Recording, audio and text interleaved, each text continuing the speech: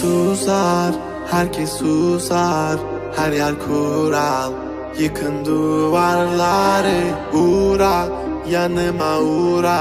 Bir yazı tura, bükelim tüm kolları.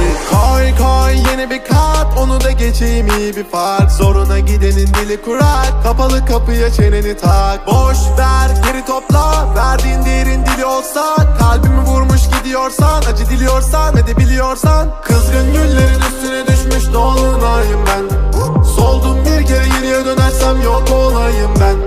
Koştum bir firara, beni ölmezsem yine ara. Kara kış gibiyim sobalara, bizi doldursun odalara. Kızgın güllerin üstüne düşmüş dolunayım ben.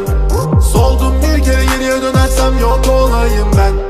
Koştum bir firara, beni ölmezsem yine ara. Kara kış gibiyim sobalara, bizi doldursun odalara.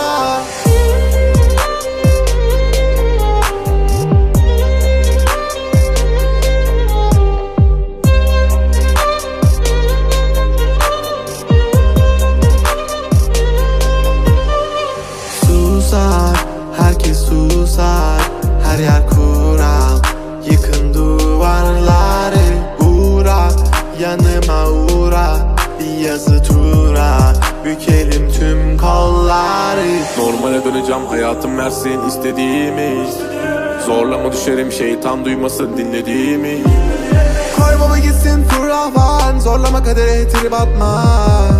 Trip atma, trip atma. Normale döneceğim, hayatım versin istediğimi. Zorlama düşerim, şeytan duymasın dinlediğimi. Koy baba gitsin fırlavan, zorlama kadere trip atma. Trip atma, trip atma. Kızgın